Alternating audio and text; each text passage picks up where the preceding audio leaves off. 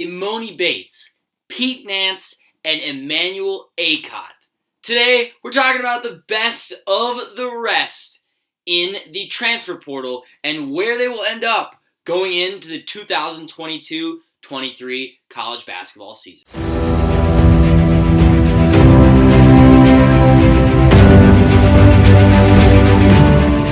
Hello, ladies and gentlemen. Welcome back to College Hoops Tonight. As always, I am your host, Austin Samuels. Here today, once again, we are talking about the transfer portal, talking about the top 3 players left in the portal and where they will end up going into next year. If you haven't already, subscribe down below so you don't miss a thing for CHT offseason coverage. And let's hop right back into the video. So, the first guy that we're going to talk about, as we alluded to at the beginning, is Pete Nance.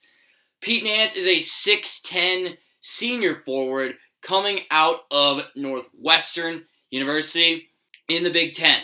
Last year they went 15-16 as a team. Obviously they missed the tournament. However, Pete Nance was incredible for the Wildcats, averaging 14.6 a game, 6.5 rebounds, nearly 3 assists, shooting incredible splits from the field for a big man. 50% from the field, 45% from 3 on a relatively high volume, and 77% from the free throw line. The reason that Pete Nance is so, highly touted, is because he's so diverse, right? He can shoot the ball incredibly well for a big man. 45% from the field is incredible for him. He can handle the ball really well, which is another big thing for a big man, from his position, averaging nearly 3 assists per game. Can play well in the handoff game, the pick and roll game, pick and pop. He's a pretty versatile, valuable asset in terms of his offensive game, right? He can also play defense fairly well. And, he's a fairly good rim protector, and he had to go against some really tough guys in the Big Ten. Obviously, Kobe Coburn and Hunter Dickinson from Michigan. This guy could have been a second-round pick. He was going through the draft process. He probably could have been a second-round pick. But he said he'd rather come back to school and try to win this year. That's a big thing for him. He wants to win, right? At Northwestern, I believe he made the tournament once, either his freshman or his sophomore year. He wants to win games. And now something that's interesting about Nance is he didn't talk to any college coaches, including his own, at Northwestern during his draft process. So not a lot of updates have come out about him. However, my transfer prediction for Pete Nance is to the University of North Carolina. They've recruited him a ton, is what I've been hearing. It makes a lot of sense. He would fill in for Brady Manick in a very similar role, as a matter of fact. And if he wants to win, I don't think there's much better of a place to go than the University of North Carolina going into next year. However, the runner-up for Pete Nance, I've got Notre Dame. I think there have been some rumors about him going there as well. He makes sense in that system, a big man who shoots threes. He fits the bill there. He wants to leave the Big Ten, I think. There are a couple Big Ten schools going after him, but I don't think he will stay in the Big Ten. So yeah, North Carolina, number 1, and my runner-up is Notre Dame.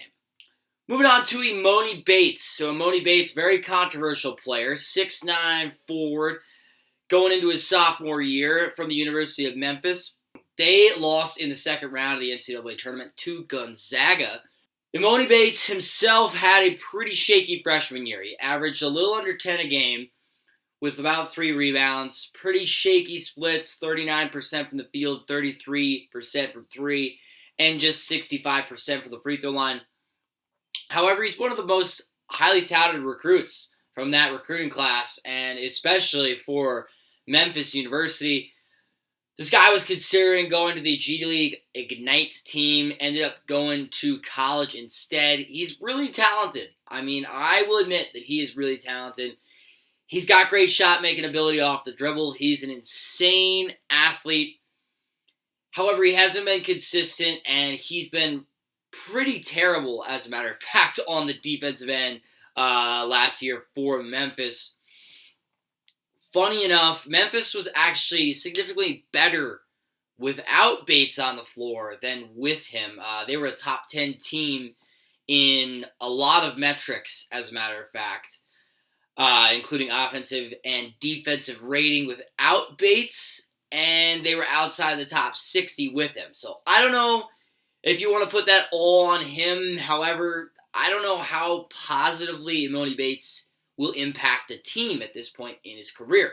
So that plays into this transfer portal deal a lot in this case because, how are these coaches viewing him? Are they viewing him as an asset, or are they viewing him as a guy who just wants to come in and shine and hog the ball and, not be focused on defense? So is he an asset? That's the biggest question that I have going forward. For my transfer prediction for Emoni Bates, I've got him going to Arkansas University. I think Musselman takes a chance on him. I think in Musselman's offense, where he gives a ton of freedom to the players, I think Bates could actually survive and even thrive in that offense, and Musselman could make him look really good. Runner-up for Bates is the University of Louisville. There have been a lot of rumors about him going there. Not much else to say about that. The Cardinal need more talent, and Emoni Bates would be that for them.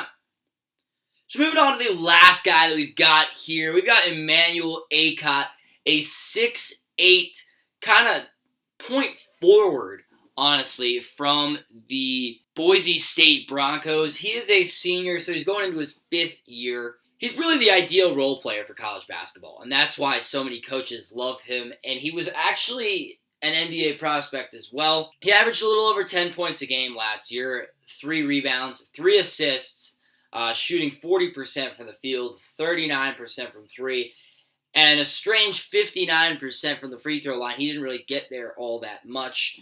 He's an excellent 3-and-D player. Obviously, he hits 39% of his threes. That's pretty dang good, right? He can guard 1 through 4. He's a little skinny, so he can't guard centers, but he's a really solid defender. He's a really good playmaker as well. That's why I kind of said point forward. Boise State ran a lot of their offensive action through Acott, and I think he could bring that as a big-time asset to, a Power 6 school and really facilitate ball movement and not need to be, a premier scorer for a really good team. And he wants to win, right? Similar to Pete Nance, he wants to go to a big school to win this year. Basically, all links have had him going to a Big 12 school. That's why my transfer prediction for him is going to Kansas State. I can't really explain this one too much other than Kansas State's been really active in the transfer portal, and their coach has done a good job of getting out and recruiting guys.